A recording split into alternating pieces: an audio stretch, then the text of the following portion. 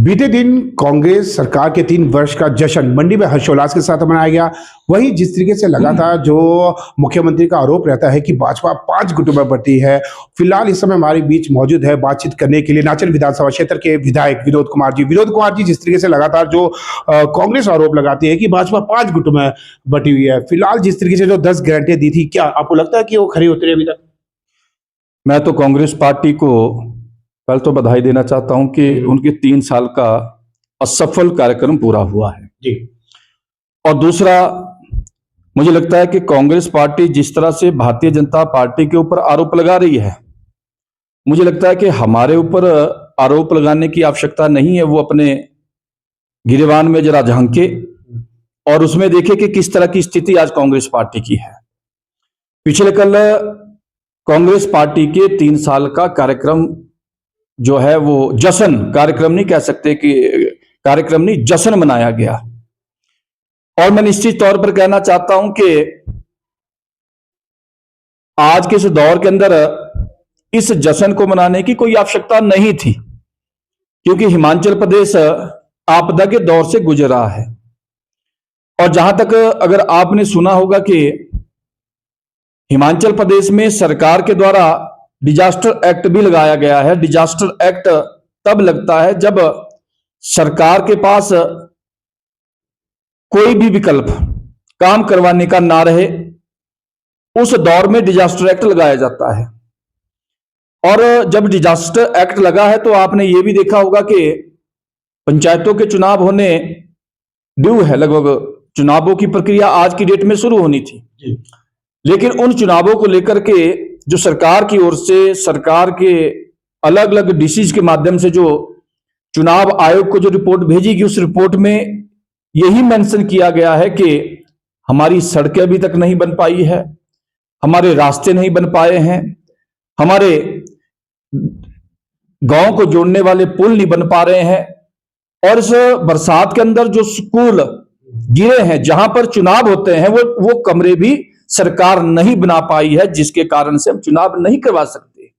ये इस disaster act में उन्होंने कहा है जी। और मुझे लगता है कि जब आपने डिजास्टर एक्ट घोषित किया है तो आपको जश्न मनाने की भी कोई आवश्यकता नहीं थी। और इसमें जहां तक भारतीय जनता पार्टी के गुटों को लेकर के बात की जा रही है, तो ज्यादा दूर क्यों जाना हम लोगों ने। आपने पिछले कल की रैली में उप मुख्यमंत्री जी को देखा होगा, उन्होंने क्या कहा। उन्होंने कांग्रेस पार्टी के उप मुख्यमंत्री आदरणीय मुकेश अग्निहोत्री ने सीधे तौर पर कहा कि भाई मुख्यमंत्री जी, ऐसे सरकार नहीं चलेगी। मन से कहा, भरे मन से कहा, एक बार नहीं अनेकों बार इस शब्द को कहा कि ऐसे सरकार नहीं चलेगी। और दूसरा जो उन्होंने कहा कि मुकेश अग्निहोत्री संतुष्ट व्यक्ति है जी। उसको किसी भी प्रकार की कोई लालच, उसको किसी प्रकार का कोई लालच नहीं है। अगर किसी ने मुकेश अग्निहोत्री को कुचलने की कोशिश की, प्रताड़ित करने की कोशिश की, तो उसको बख्शा नहीं जाएगा। ये भरी सभा में कल शब्द कहे गए हैं। अगर देखा जाए, कांग्रेस सरकार हमेशा फंड का रोना रोती है, और वहीं बीते दिन भी मुकेश अग्निहोत्री ये कहा था कि जिनको जो पद देना है वो दे दो। क्या आपको लगता है जिस तरह से अभी भी हाल ही में जो चेयरमैन बनाए गए हैं, क्या इससे जो बर्डन प्रदेश सरकार पर पड़ेगा? निश्चित तौर पर एक तरफ तो आपने डिजास्टर एक्ट घोषित किया है, और जब भी बाइट आती है सरकार की ओर से तो उसमें रोना एक बात को लेकर के ही रोया जाता है कि सरकार के पास पैसे नहीं है।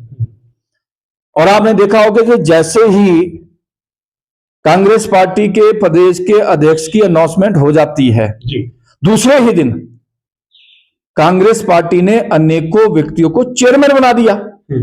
और कल अगर आपने मुकेश अग्निहोत्री जी की पीड़ा और सुनी होगी तो उन्होंने ये बात भी कल कही है कि जितने लोग हम मंच पर बैठे हैं उससे ज्यादा लोग मंच के नीचे हैं जिन्होंने पार्टी के लिए काम किया है, उनको भी पद देने की आवश्यकता थी, लेकिन आपने नहीं दिए।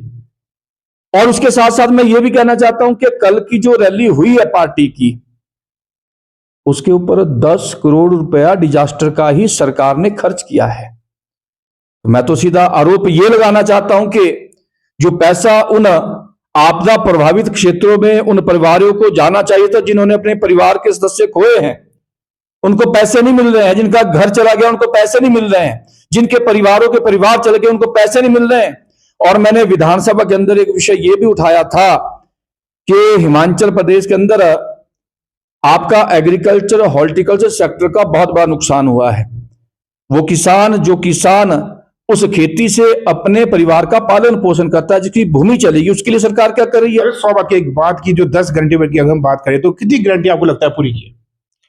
मैं तो इस बात को निश्चित तौर पर कहना चाहता हूं कि कांग्रेस पार्टी की सरकार ने जो झूठी गारंटी दी थी, उनमें से कोई भी गारंटी सरकार ने पूरी नहीं की है। जी बिल्कुल, ये थे नाचन विधानसभा क्षेत्र के विधायक विनोद। इनका स्पष्ट रूप से कहना है कि जो भी गारंटी कांग्रेस सरकार ने सत्ता आने से पहले दी, उनमें से कोई भी गारंटी पूरी नहीं की। कामेशी शर्मा की रिपोर्ट शिमला से।